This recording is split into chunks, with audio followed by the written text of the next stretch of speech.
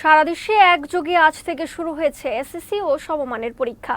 এবার পরীক্ষার্থীর সংখ্যা 19,28,970 জন। পরীক্ষা শুরু 30 মিনিট আগে প্রবেশ করতে হয়েছে পরীক্ষার্থীদের। পরীক্ষা চলে সকাল 10টা থেকে দুপুর 1টা পর্যন্ত।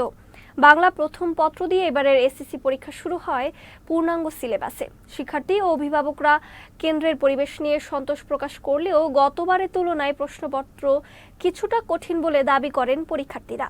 আর শিক্ষকরা বলছেন, চলমান বিভিন্ন আন্দোলন ও সহিংসতার ফলে শিক্ষার্থীরা পরীক্ষার প্রস্তুতি নিতে পারেনি ভালোভাবে।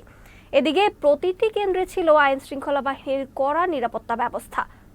যেমন এক্সপেকটেশন আমরা করে আসছি, সব কিছু করে আসছি, তারপরও একটু হার্ড আসছে। যেমন এমসিকিউ দিক দিয়ে আমরা কোনো কমন পাই নাই, যেগুলো কম পড়ে আসছে ওগুলাই আসে নাই, এখন কমনই পড়ে না একটাও।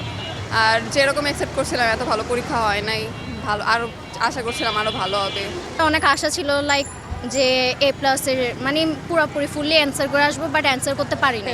প্রিপারেশন আলহামদুলিল্লাহ ভালোই ছিল, কিন্তু দেখা যায় যে আমরা পড়ছি যেগুলা, ভাবছি যে এগুলা থেকে আসলে অ্যান্সার করবো, ওগুলো আসলে কমন পাই না। এবার একটা হার্ড ছিল অন্য বোর্ড থেকে, আগের ইয়ারগুলোতে। পরিবেশ ভালোই, খারাপ না। এমসিকিউ পার্টে একটু হার্ড ছিল, আর সিকিউ পার্টে তেমন একটা হার্ড ছিল না লাগছে। পরীক্ষা তো বলছে আল্লাহর রহমতে মোটামুটি ভালোই হয়েছে, আবার বললো যে একটু নাকি একটু হার্ড একটু বললো। হ্যাঁ, ওর কাছেও মনে হয়েছে যে একটু কঠিন হয়েছে, বাট সে বলছে যে না পরীক্ষা ভালো ছিল, সে বলছে যে না ভালো হয়েছে। কমন না পড়া বলতে বাচ্চাদের একটা প্রিপারেশনের ব্যাপার থাকে। আমরা জানি ওরা কিন্তু কোভিড প্যান্ডামিকে ওদের অলরেডি একটা প্রবলেম ছিল।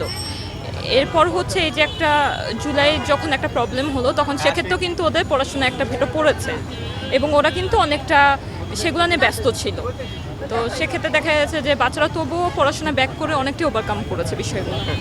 সবাই ডিসিপ্লিন ওয়েতে এক্সাম দিয়েছে, এবং শান্তিপূর্ণভাবে খুব সুন্দরভাবে লিখেছে। আমরাও সেভাবেই ওদের সাথে কোঅপারেট করেছি।